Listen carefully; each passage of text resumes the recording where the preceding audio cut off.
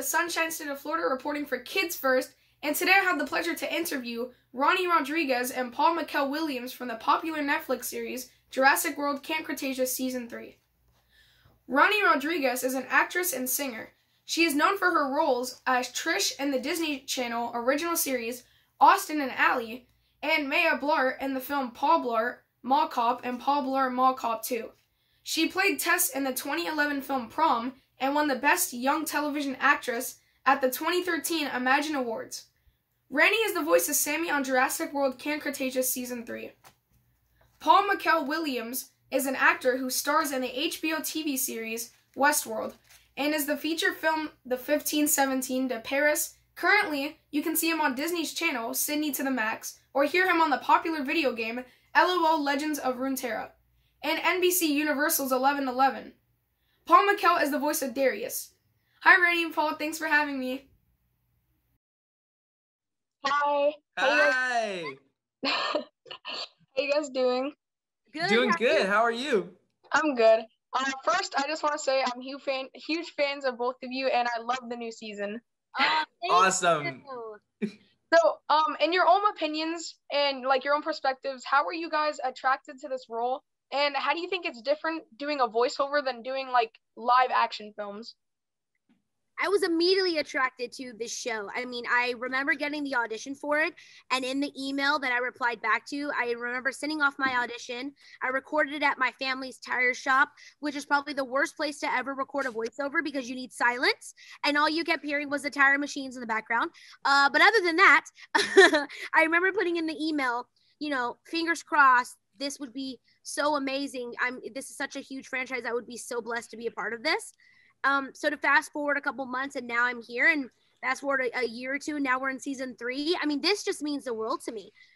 Jurassic fans are like no other. This franchise is like no other. There's books and movies from the 90s, movies today. There's comic strips, there's everything. And now to know that our show is a small part of this huge franchise is just amazing. And to be able to voice Sammy and to show people who she is and bring her to life. I mean, we really are just a small portion of the show because we have such amazing animators and writers and special effects team and voice recordings and just so many different people behind us that are just making up this show as a whole. And so I'm incredibly, incredibly lucky to be a part of this show. It is literally like no other.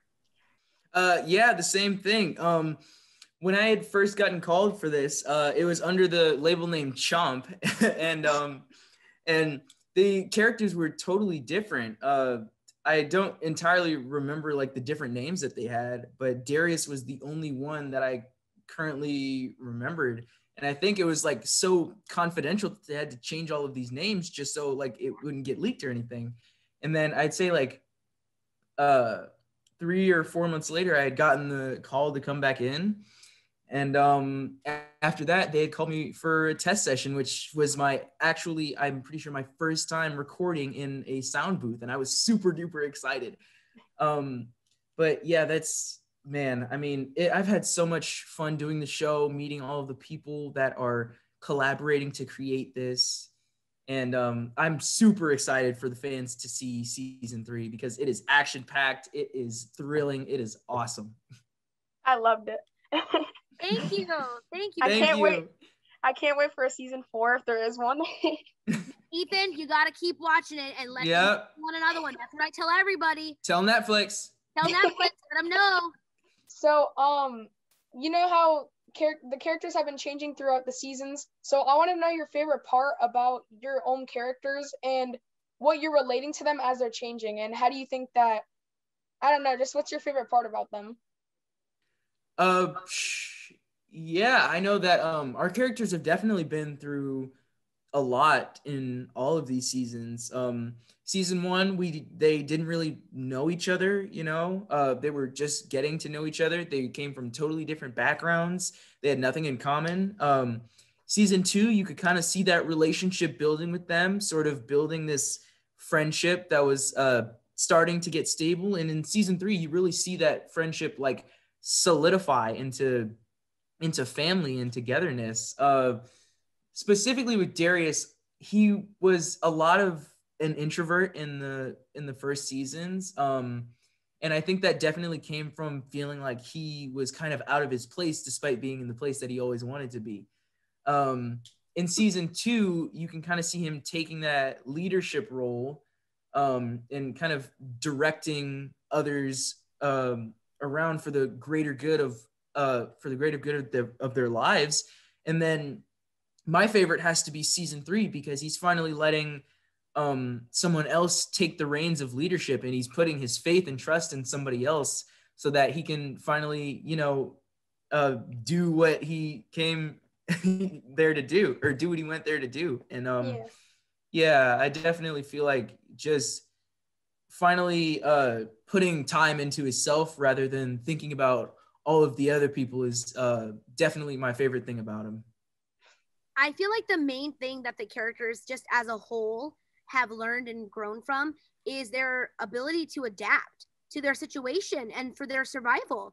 I mean, look at our awesome treehouse that we built ourselves, our showers, and the way that we cook our food. And, at one point we saw in the trailer, an electric fence to sort of protect us from the dangers on the island. And I feel like without them working together for a common goal, they wouldn't have been able to adapt so quickly, and not effortlessly, but, at least with some little trial and error for their part, at least to get better for what they started with in season 1, where it literally was just them running everywhere with no shelter at all, sleeping in trees, to now having like a fully fledged camp that they've, made for themselves. And I feel like Sammy, especially, in season 1, we saw her as this like really over enthusiastic person, but she had this sort of secret that she was keeping hidden in season 1, and once it was revealed, I feel like she had the ability to sort of, okay, now everything's out in the open, here it is. And that definitely comes back to light in season 3.